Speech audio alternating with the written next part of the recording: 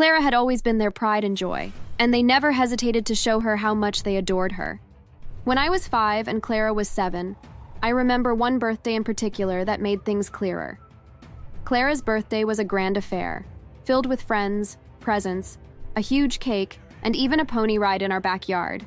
I stood by the window, watching as she laughed and played with her friends, dressed in the beautiful pink dress my mother had bought for her. She was showered with so many gifts I could barely count them.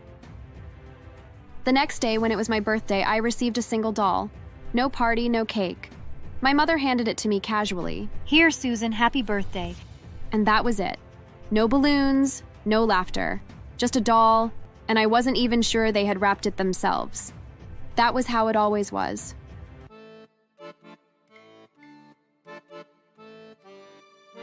From the beginning, it was clear that my parents only had room in their hearts for one daughter, and that was my older sister, Clara.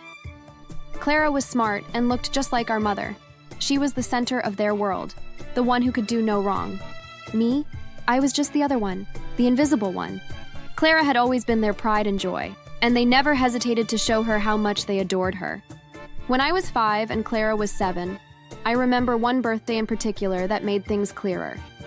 Clara's birthday was a grand affair, filled with friends, presents, a huge cake, and even a pony ride in our backyard. I stood by the window, watching as she laughed and played with her friends, dressed in the beautiful pink dress my mother had bought for her. She was showered with so many gifts I could barely count them. The next day, when it was my birthday, I received a single doll. No party, no cake.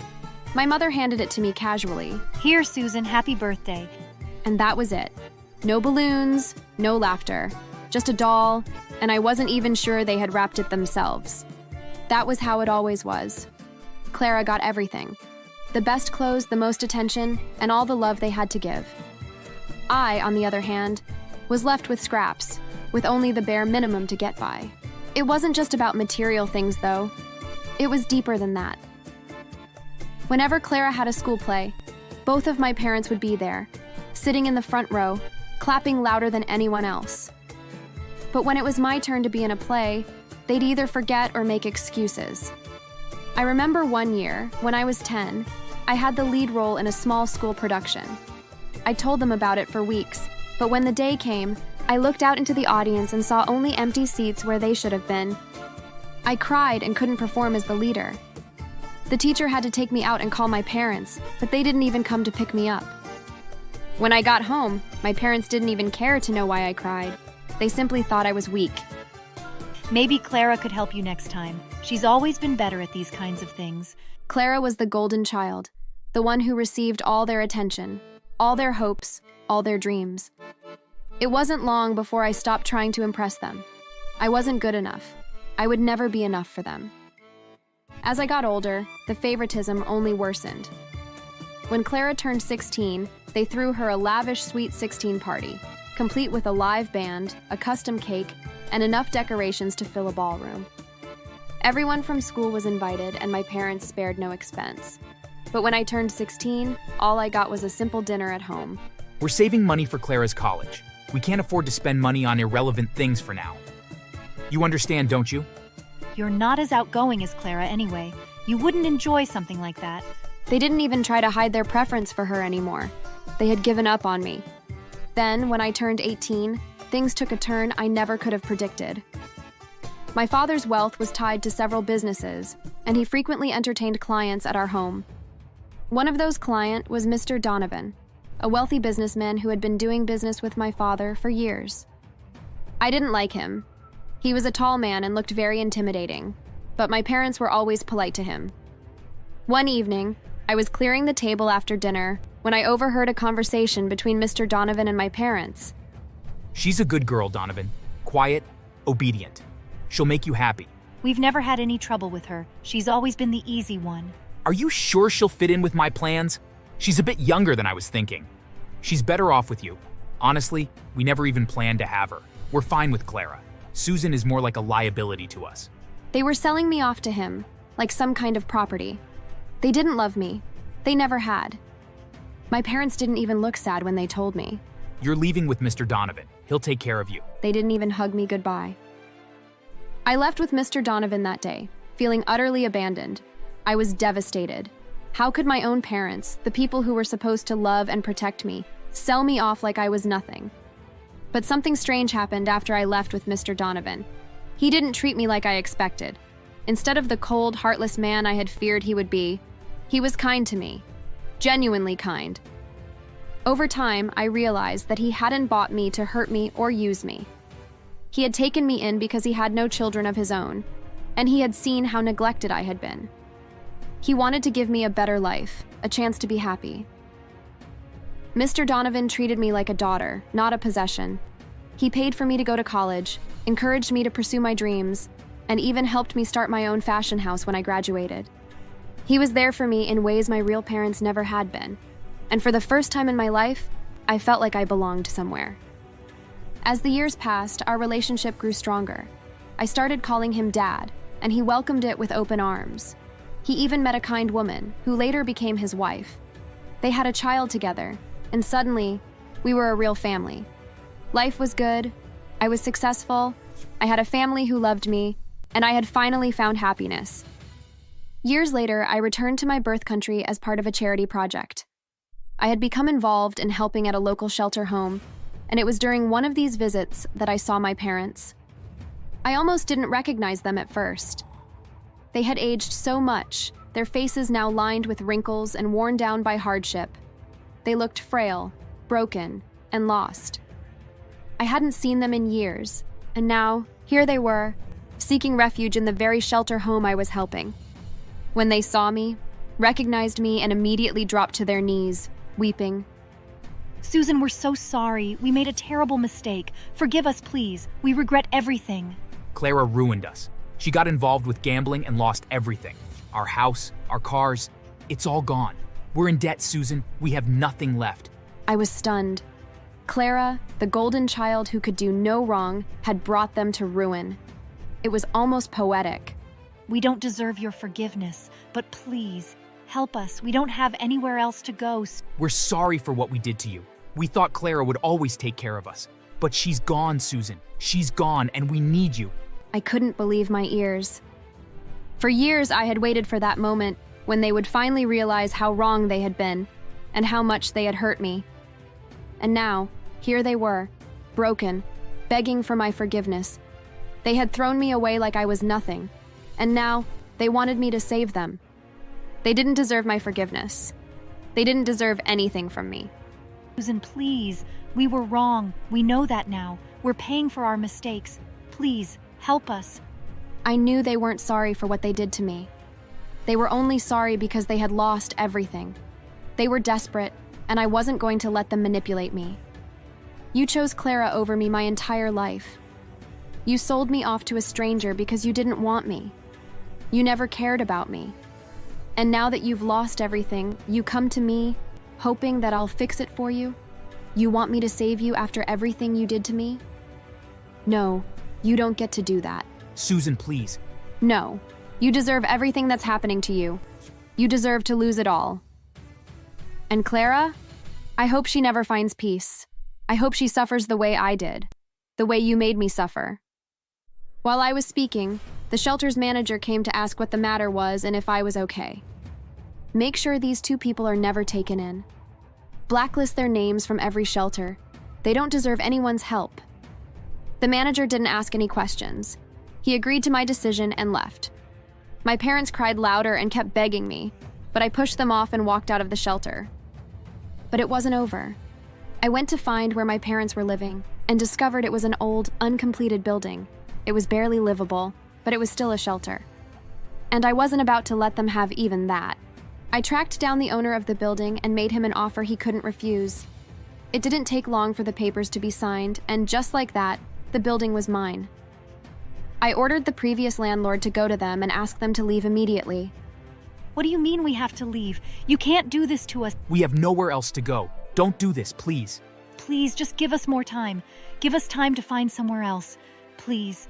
I'm sorry, but the new owner doesn't want anyone living here. You have to go. My mother was in tears as my father tried to argue, but it was no use. I stepped out of my hiding place and ordered them to get out of my building. They were visibly shocked. Before they could beg, I ordered security to throw their things outside. It was snowing. I almost laughed, but I kept a straight face after thinking about all they had done to me.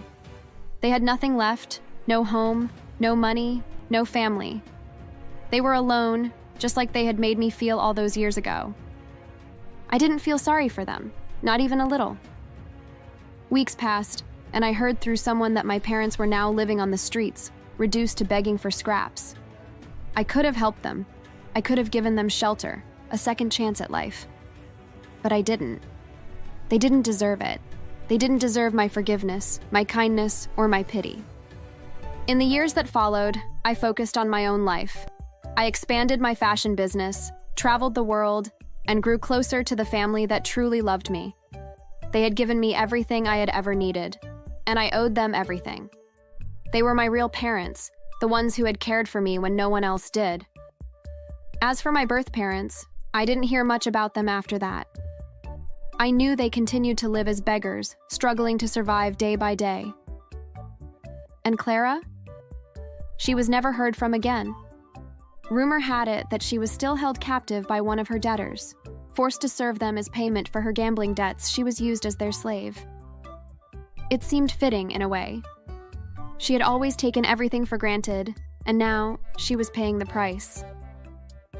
I sometimes wondered if I had made the right choice, if I should have forgiven them and given them another chance. But then I remembered all the years of neglect, the pain they had caused me, and the fact that they had sold me off without a second thought. No, I had made the right choice. They had made their bed, and now they were lying in it. And I was finally free. Free from their shadows, free from their neglect, and free to live the life I had always deserved. The life they had never wanted me to have. Thanks for watching. Make sure to subscribe and leave a comment down below saying I subscribed, and we will try our best to reply to your comment.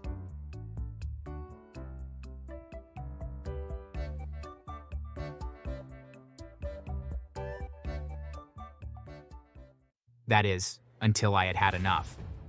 Both Toby and my mother showed up late one night and began pounding on my door and screaming that I was an ungrateful and useless son, and started destroying things outside my house. I had been expecting them to show up and had bought a taser gun. As quickly as I could, I opened the front door to my house. When they saw me with a gun, they started running. But I chased after them and tased them both. By the time they were recovering, the police had shown up, and they were finally able to arrest them.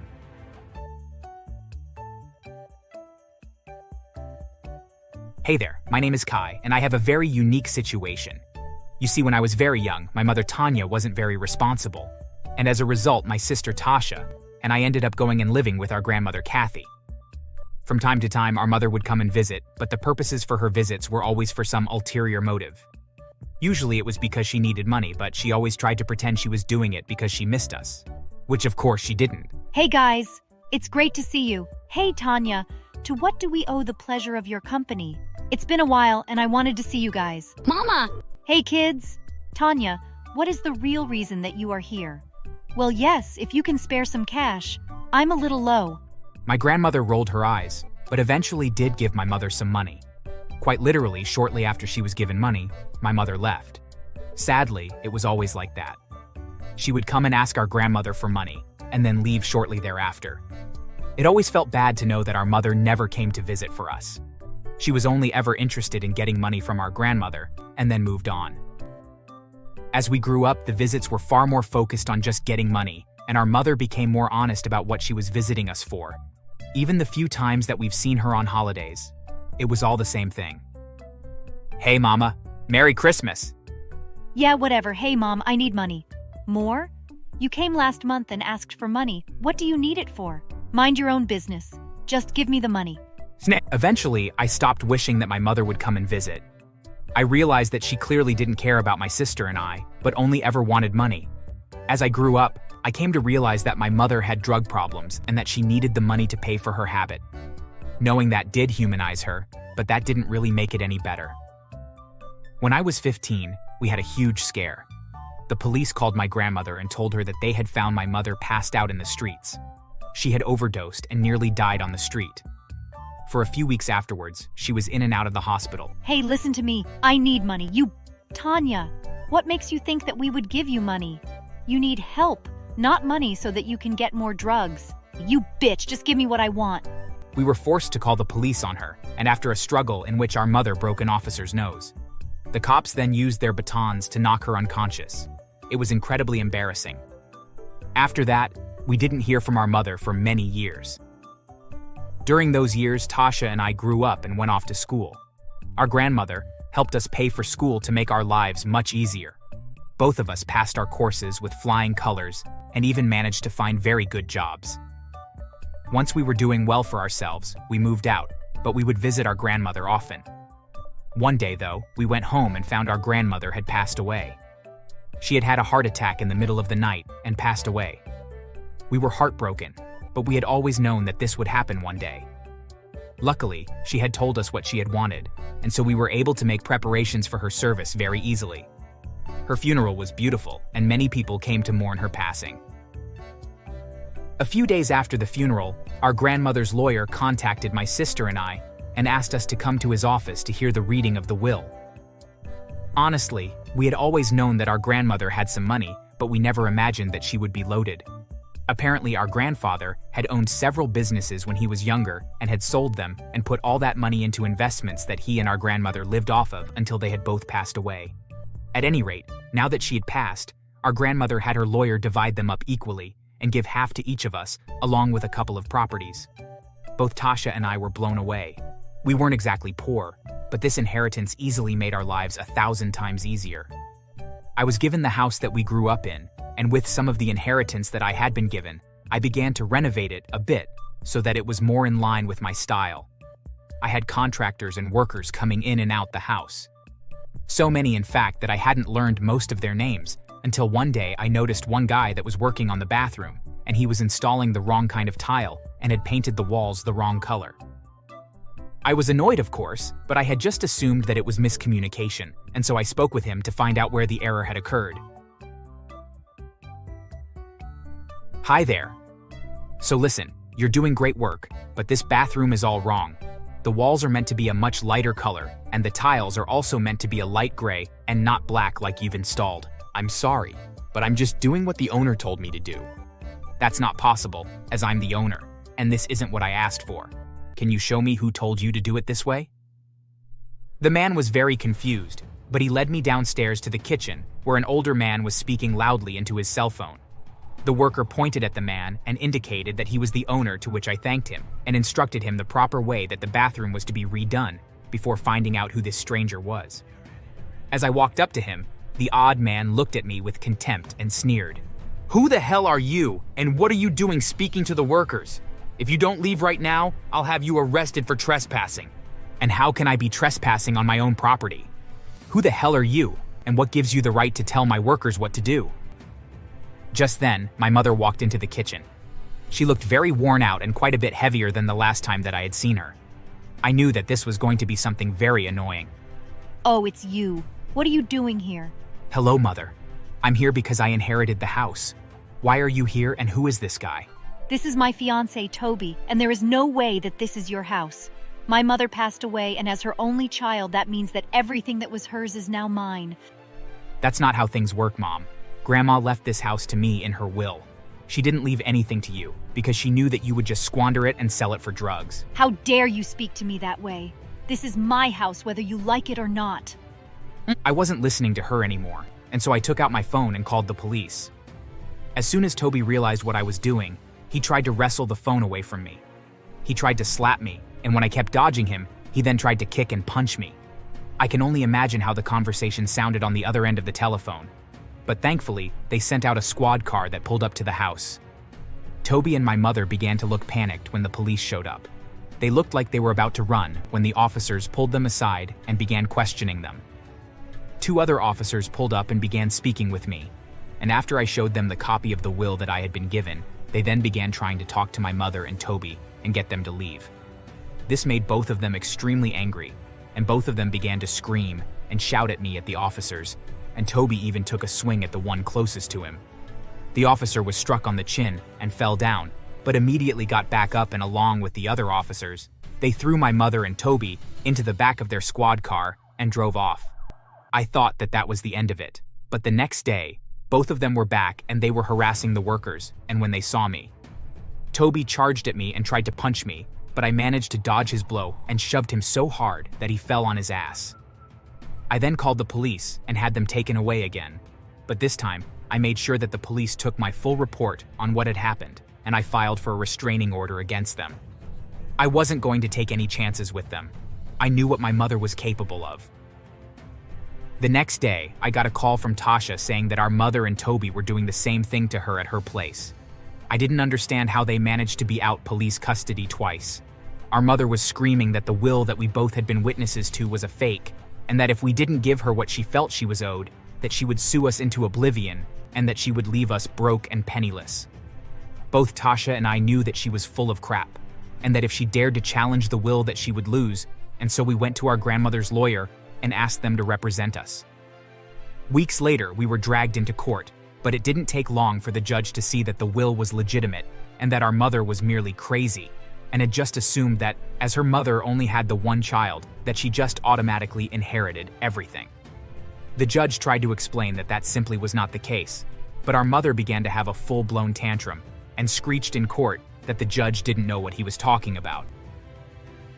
After a couple minutes, the judge had the guards put our mother and Toby in jail for being in contempt of the court. They fought like hell, but the officers overpowered them. She was jailed for 1 week. Once she got out, my mother began to call my sister and I, threatening us and constantly trying to get us to give in and give something. At first she wanted our entire inheritance, but the longer we denied her, she slowly began to pivot and just ask for some money instead. Both Tasha and I had agreed that she didn't deserve anything and stonewalled her. More than once, she and Toby would try to come to our homes and intimidate us, but they always left before the police would show up to enforce the restraining order. That is, until I had had enough. Both Toby and my mother showed up late one night and began pounding on my door and screaming that I was an ungrateful and useless son, and started destroying things outside my house. I had been expecting them to show up and had bought a taser gun. As quickly as I could, I opened the front door to my house. When they saw me with a gun, they started running. But I chased after them and tased them both. By the time they were recovering, the police had shown up, and they were finally able to arrest them. Because of their repeated harassment of us, the court decided to sentence them to a year in prison. Few months into their prison sentence, I heard rumors of how my grandmother's ghost will torment my mother in prison. People also told me that when they were finally released, that they had been forced to live on the street. Since they didn't pay their rent because they were in prison, their landlord had sold all their belongings and had evicted them. I have no doubt that the two of them ended up breaking up as well. Although what became of them after that, I have no idea. As for my sister and I, we are just enjoying our lives, and I'm happy to say that my sister is currently engaged, and I have no doubt that I'll be an uncle within a year or so. Thank God we had such an amazing grandmother who was there to support us, and that we weren't reliant on our mother. Thanks for watching. And make sure to subscribe and leave a comment down below saying I subscribed, and we will try our best to reply to your comment.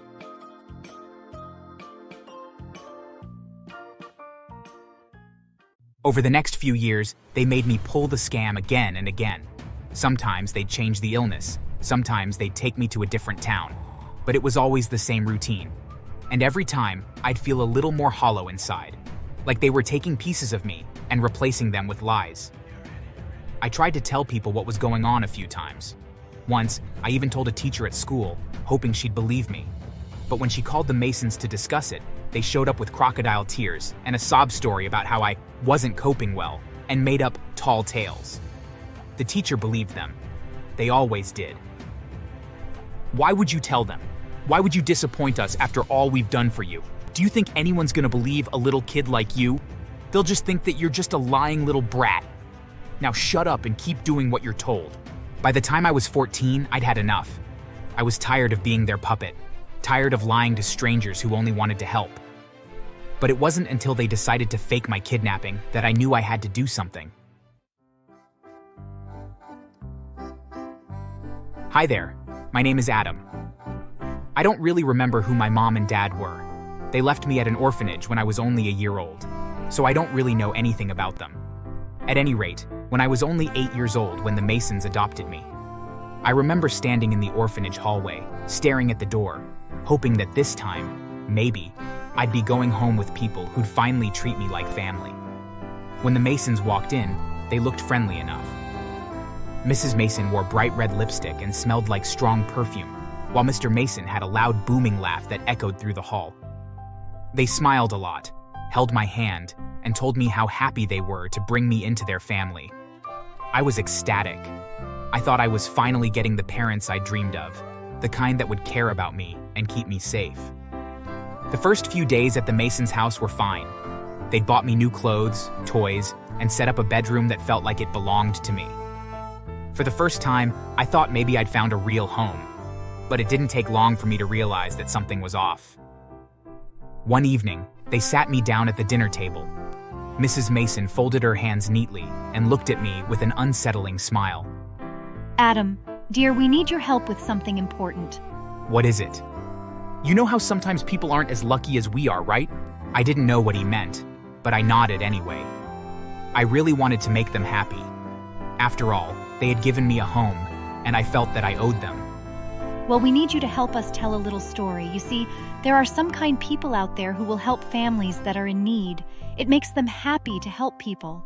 It makes them feel like they are making a difference in the world. Okay. But how can I help? We are going to play make-believe, and we're going to pretend that you're very sick. Sick? But I'm not sick. Exactly, but we need you to pretend. It's all just a game. You like games, don't you, Adam? I nodded again, but this time my stomach twisted. Something didn't feel right. I didn't like the way they were looking at me, like I was a pawn on a game board, something they could move around however they wanted. They made up a story and then made me practice the story for hours. I was supposed to look weak, to cough on cue, to act like I was in pain. They told me what to say and how to say it, and when I didn't do it right, Mr. Mason would pinch my arm or twist my ear, muttering about how I needed to do better. The first time we pulled the scam, they brought me to a church where they introduced me to a bunch of people I'd never met. They told them I had some kind of rare illness, something I couldn't even pronounce, and that they couldn't afford the treatment. I was supposed to look sad, so I kept my head down and shuffled my feet like they'd taught me. A lady with kind eyes came up to me, tears welling up as she pressed some money into Mrs. Mason's hand. You're such a brave boy. I'll pray for you. I felt sick to my stomach. These people were helping because they thought I was really suffering, but it was all a lie. Still, I didn't say anything. I was scared of what the Masons would do to me if I messed up. And again, I felt that I owed them. They had given me so much, and so far they really hadn't asked much of me. That night, as we sat in the car counting the money they'd made, Mr. Mason slapped me on the back.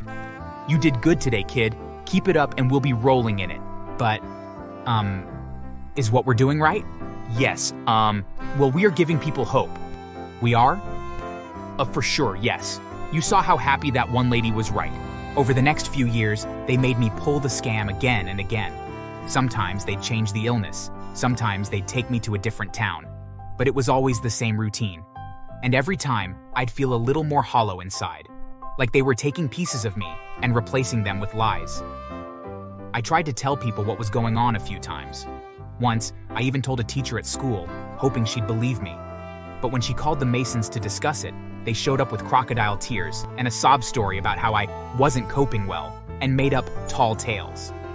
The teacher believed them. They always did. Why would you tell them?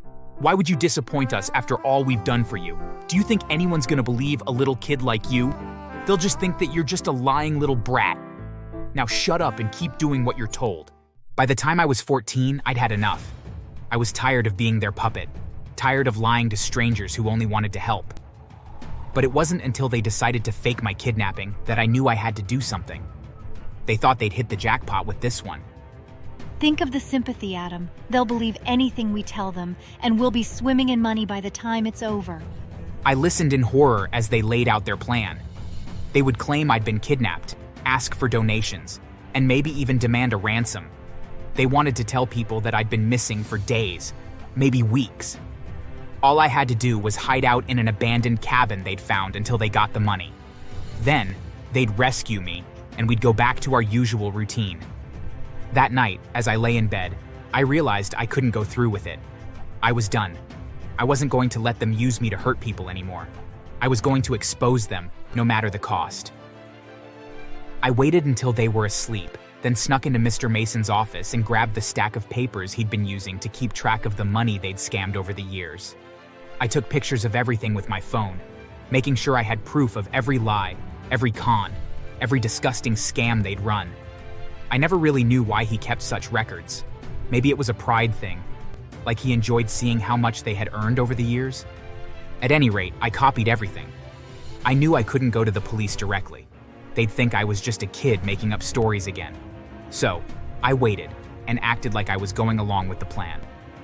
As we had discussed, I went and hid at the cabin, but instead of waiting there, I snuck out and went to the police station and told them what was going on.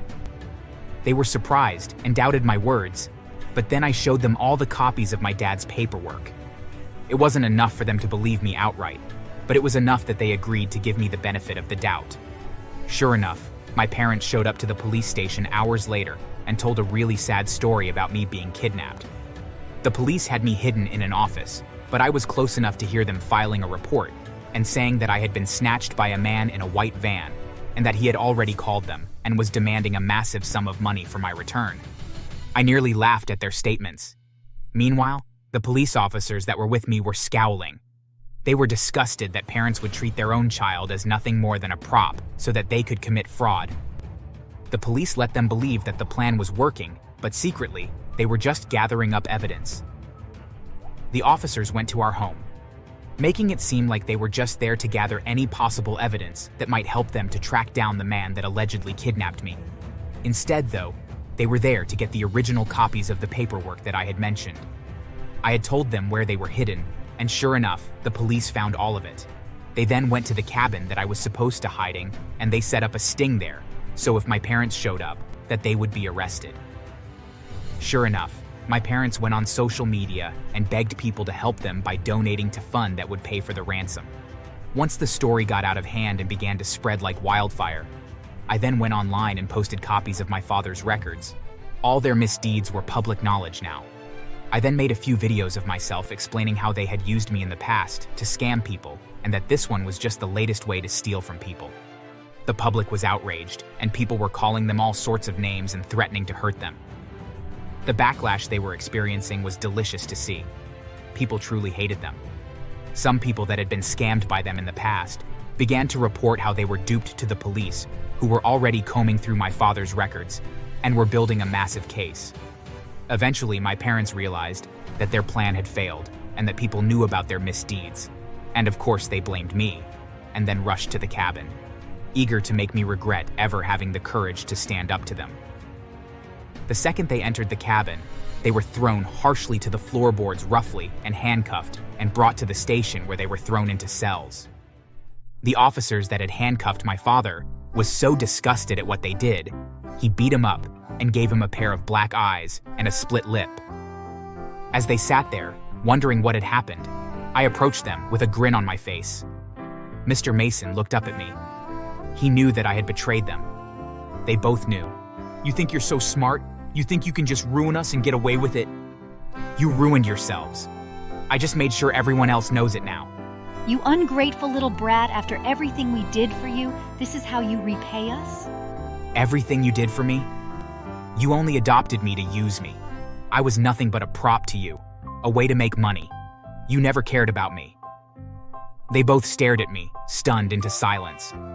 For the first time, I saw something in their faces that almost looked like fear. I walked out the door and didn't look back. In the days that followed, the Mason story blew up. My post had gone viral, and everyone knew the truth. I still don't know how they managed it, but during the night, they managed to escape. Years passed, and I tried to rebuild my life. I went to college, made friends, and found people who treated me like family. But I never forgot about the Masons. Part of me always wondered where they'd ended up, and whether they'd gotten what they deserved. Then, one day, I got a call from a detective. They'd caught the Masons in another state, running a similar scam.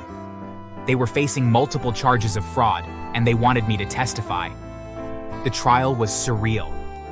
I sat in the witness stand and watched as the people who'd taken everything from me tried to weasel their way out of their crimes. They looked older, worn down, like they'd aged a lifetime since I'd last seen them. When it was my turn to speak, I told the court everything. I didn't sugarcoat it. I wanted them to know exactly what the Masons had done, how they'd used me, lied to me, manipulated me.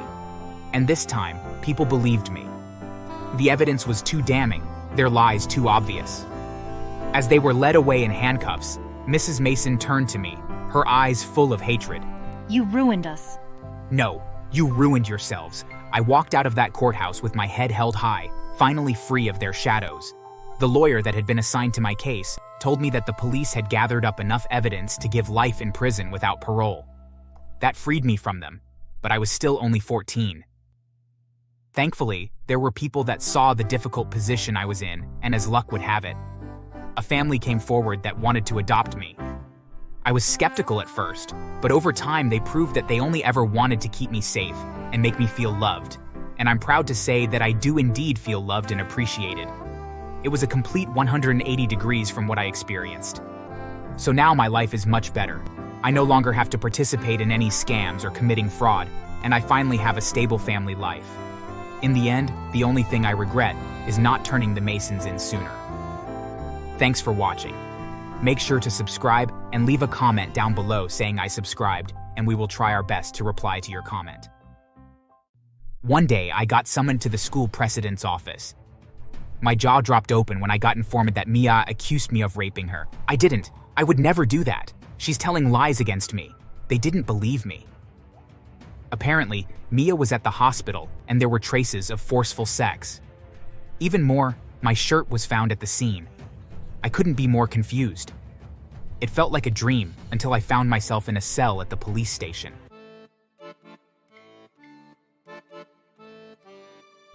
I met Mia during our sophomore year in college. She was a quiet student and very beautiful. I had a long-time crush on her, but didn't have the balls to face her. She suddenly came to me one day to ask for clarification on a topic she didn't understand. I was so happy. My eyes had hearts in them as I explained the topic to her. We started becoming close from then. I noticed that she was interested in art, just as I was, and that made us bond even more. We would visit museums, libraries, and other artistic places together, then end the day with dinner at a fine restaurant. It didn't take long before I gathered courage and confessed my feelings to her. Surprisingly, it was mutual, and we began dating. Honestly, the first 3 months of our relationship was perfect. We did nothing but love and take care of each other. It was going that way until problems began arising. One day, we were both at my home, and I'd left Mia to have a quick bath. I left my phone on the couch without caring. I mean, I trusted my girlfriend to respect my privacy like I respected hers, but Mia didn't seem to be that person. Right before I entered the bathroom, I remembered something I wanted to ask her, but when I went back to meet her, I found her scrolling through my phone. I quietly went close to her and grabbed the phone, only to see that she was going through my messages. I flared up. How dare you? You have no right to go through my chats like that. What's wrong with you, Mia? I expected her to apologize, but she became defensive. I'm your girlfriend. I can check your chats if I want. What? Are you scared? Why did you get so worked up? Are you by any chance cheating on me? You're being ridiculous, Mia. I would never cheat on you, and you know that. Well, since you checked my chats, give me your phone and let me check yours. Let's be equal. I was shocked when she hid her phone behind her and refused. According to her, I was being unfair by trying to check her phone. Are you accusing me of cheating? How can you do this to me? I hate you, Sean. You're the worst boyfriend. I watched in shock as she stormed out of my house. After a while, I began feeling bad. Maybe I was truly wrong to ask for her phone. I was supposed to be the victim, but I found myself at her house the next day, apologizing with a bouquet of flowers. You don't deserve my forgiveness for what you did. I just wanted to play around with your phone and you got all angry. That was unfair, Sean. I know, babe. I was stupid. Forgive me. Please, don't let us fight too long over this. I'm sorry. I promise. After much begging, she finally accepted my apology, and we went out together for an apology dinner. I seriously hoped we wouldn't have any fight after that, but I guess not all wishes come through. 2 months later, we had a project to work on and were divided into teams. While I was teamed with 2 girls, Mia got teamed with the 2 hottest boys in the class. I didn't feel bad about it. In fact, I was happy. The 2 boys were known to be smart, so I was sure her team would have the highest mark. On the contrary, Mia was in flames.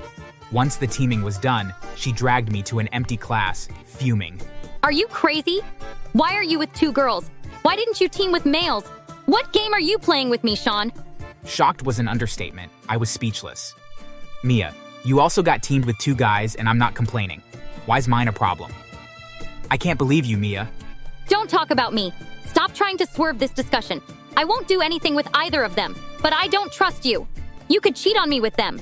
Can't you see how beautiful they are? I tried to control my anger. I saw how pissed off she was, so I didn't want to annoy her further. Okay, I'm sorry. It wasn't my fault that the teacher picked them for me. You know, none of us had any choices. I'm sorry. I don't give a damn about your apology. You have to find a way to switch partners. You can't be with those girls.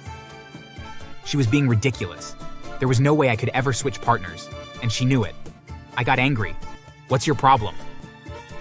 You're with 2 of the hottest guys and I'm not even complaining. Why are you trying to start a fight over nothing? I'm not going to cheat on you with them, but you can. If you don't switch partners, don't ever speak to me again. I tried calling her back as she stormed off, but she refused to listen. We didn't talk to each other the whole week the project lasted for. Even after, when her team had the highest mark as I'd predicted, she refused to speak to me. I tried talking things out thrice, but when I received a slap the last time, I decided to let her be, even though it hurt a lot. 1 week later, rumors were heard that Mia had an affair with one of the guys. I refused to believe it until the same guy came to mock me with it. Your girlfriend is the best, bro. She deserves better than you, cheater. Watch how I make her mine. I was even more shocked at the accusation. Cheater? I'd never cheated on Mia. It was later I got to know that she was spreading news about me cheating on her with the 2 girls I was teamed with. First thing I did was to apologize to the girls for getting them involved in the silly drama. Afterward, I debunked the rumor and went to find Mia. Before I could speak, she burst into tears. Forgive me, Sean. I'm so sorry. I don't know what came over me. You know I'd never do that intentionally. I was so jealous that I let it blind me. I'm sorry. Seeing her crying was my weakness. I ended up apologizing and comforting her, the complete opposite of what I'd intended to do. She was perfect at that. I had no idea until she manipulated me again, 1 month later. Before we started dating, we both had our friends. Among mine, only one was a female while the other 2 were males. Once we started dating, Mia had made sure I hardly spoke to them. Whenever we were supposed to go somewhere together, Mia would stop me, claiming they were trying to take my attention. Hence, I stopped going out with them. However, when I was invited to the birthday party of the only girl in our friend group, I couldn't refuse. Right from high school, we'd celebrate our birthdays together. I couldn't afford to miss it. I knew Mia wouldn't let me go if I told her, so I didn't. On the night of the party, I was there with my friends, as well as a few other classmates. I felt so good, as it had been a long time since I last partied. The birthday celebration went well, until it was almost time to end it. The door was flung open as Mia stormed in. She walked up to me and landed me a resounding slap on my cheek in front of everyone. How dare you go behind my back and attend a party, Sean? Why? You wanted to cheat on me with these girls? I would never do that to you, Mia. Stop being like this. She suddenly burst into tears and dropped on her knees. I was confused and felt bad. Seeing her acting so broken made me feel angry at myself. As I wanted to speak, my friend interrupted me. Don't you dare apologize, Sean. She's clearly manipulating you. Coming here to celebrate with us isn't bad. Don't be stupid. Mia cried louder, and my heart broke. I shut my friend up and even pushed him before I knelt and began apologizing to Mia. Once she saw me like that, she stopped crying and began smiling instead. Can you all see? Sean belongs to me and you can never have him. Enjoy your party by yourselves. Let's go home, baby. I left with her, ignoring my friends' calls. I stopped speaking to them after that day because Mia made me promise to avoid them.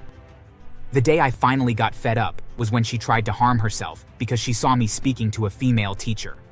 I knew I couldn't keep up anymore, so I ended things. No matter how hard she cried and cut herself with a razor, I refused to be manipulated anymore and left her place. She skipped classes for a whole week.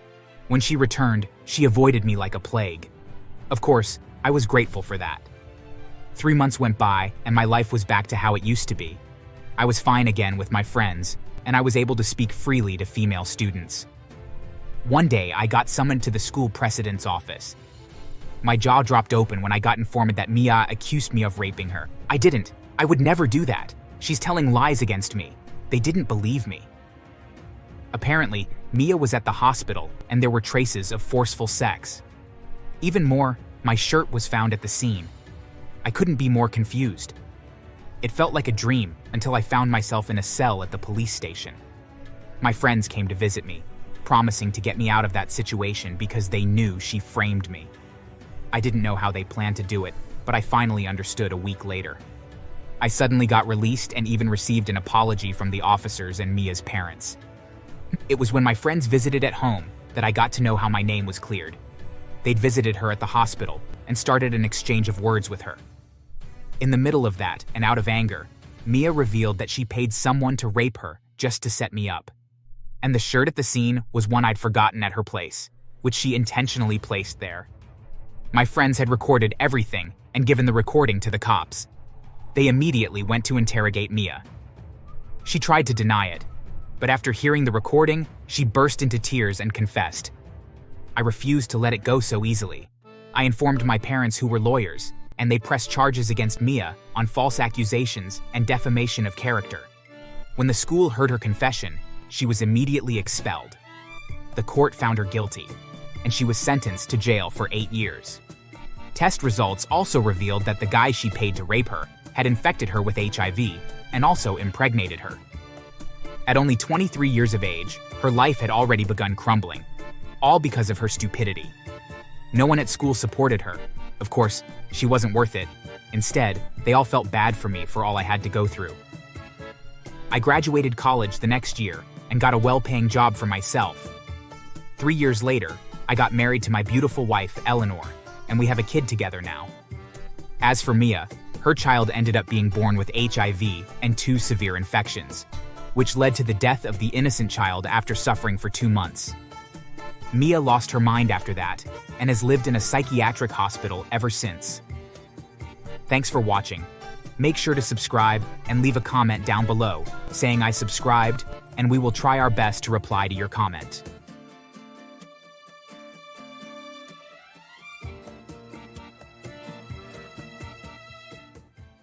Richard had gone out to run some errands, and I was at home with Caleb, just enjoying a peaceful day.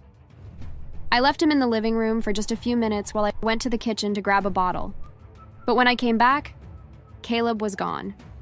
My heart stopped. I searched the entire house, calling his name, but he was nowhere to be found. Panic set in as I realized that Emma and Lily were also missing. I called Richard, my voice shaking with fear. We called both of our families, the police, everyone we could think of. Hours passed, and still, no sign of Caleb or the girls. And then, my phone rang. The man on the other end of the line told me he has my son. I have your baby. I'll send you the address now. Come as quickly as possible. Don't be scared. I don't want anything from you. I'm only helping you.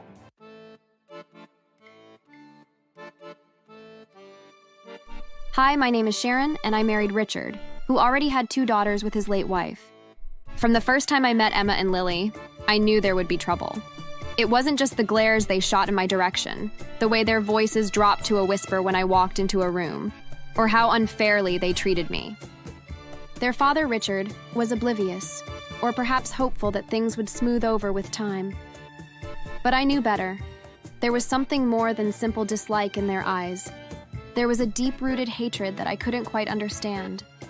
They had lost their mother years before I met them, and I suppose in some ways, I was an unwelcome reminder that life was moving on. I tried to be understanding, tried to win them over with kindness, but it seemed the more I tried, the worse things became. At first, it was small things.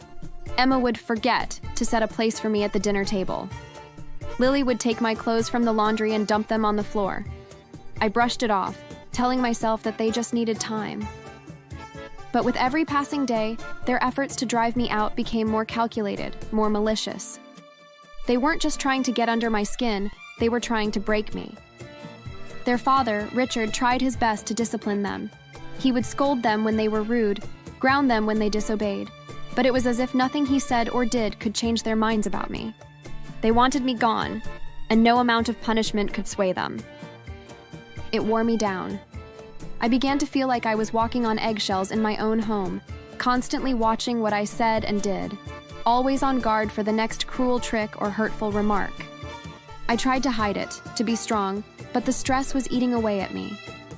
Soon enough, I started having panic attacks, those terrifying moments when it felt like the world was closing in, and I couldn't breathe. My hands would shake, and my heart would race, my mind spinning with anxiety about what they might do next. Richard was supportive, but I could tell it was tearing him apart. He loved his daughters, but he could see what they were doing to me. He suggested therapy, and though I was reluctant at first, I finally agreed. I needed help, anything to ease the suffocating anxiety that had taken over my life. But even therapy couldn't prepare me for what was to come. After a year of marriage, I became pregnant with our son, and that's when the real nightmare began. Emma and Lily were furious when they found out. It was as if my pregnancy was the ultimate betrayal. They didn't say much at first, just stared at my growing belly with cold, hostile eyes, but their actions spoke louder than words. They tried again and again to make me fall. They would leave things lying on the stairs, push past me a little too forcefully in the hallway, and leave puddles of water on the kitchen floor. But luck was on my side. I never fell, never got hurt, and I carried my baby to full term. When I finally gave birth to my son, Caleb, I thought things might change. I thought that seeing their baby brother might soften them, might make them see me as something more than the woman who had stolen their father. But I was wrong. They didn't even congratulate me. They just stared at Caleb like he was something dirty, something they didn't want in their lives. Richard tried to talk to them, tried to get them to bond with their new brother, but they wouldn't listen. Their hatred for me had transferred to Caleb, and I was terrified of what they might do. 3 months later, my worst fears came true. It was a quiet afternoon. Richard had gone out to run some errands, and I was at home with Caleb, just enjoying a peaceful day. I left him in the living room for just a few minutes while I went to the kitchen to grab a bottle. But when I came back, Caleb was gone. My heart stopped. I searched the entire house, calling his name, but he was nowhere to be found.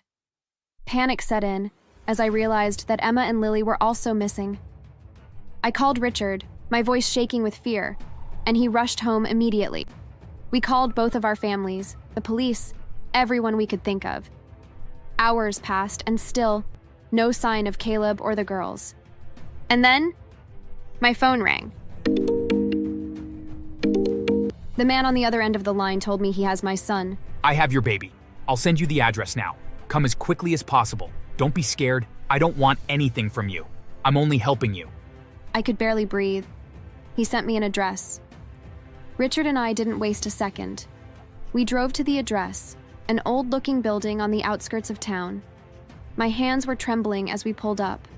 When we walked into the building, we found Emma and Lily tied to 2 chairs, their faces bruised and bloodied. Caleb was nearby, lying in a crib, crying softly. The man who had called us stood in the corner, arms crossed. He was tall and rough-looking, but there was something about him that seemed familiar. Sharon? Right. I figured it was you. I stared at him, trying to remember his face. And then it clicked. He was the man I had helped a few years ago, back when he had been homeless. I had found him on the street, freezing in the winter cold, and had helped him get an apartment. I hadn't seen him since, but we had kept in touch briefly after that.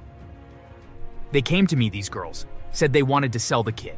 I recognized them from your Facebook photos. You know, the ones with your stepdaughters. They didn't know I knew you, so I played along at first. But when I told them I wasn't going to help, they tried to fight me. I had to rough them up a bit and tie them down until you got here. Richard's face was a mask of disbelief. He looked at his daughters, tied to those chairs, bruised and beaten, and I could see the devastation in his eyes.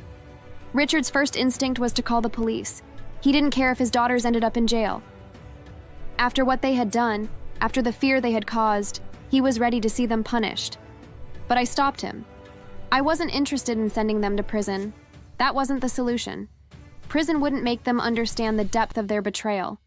It wouldn't heal the damage they had caused, or change the way they viewed me or Caleb. No, I had a different punishment in mind.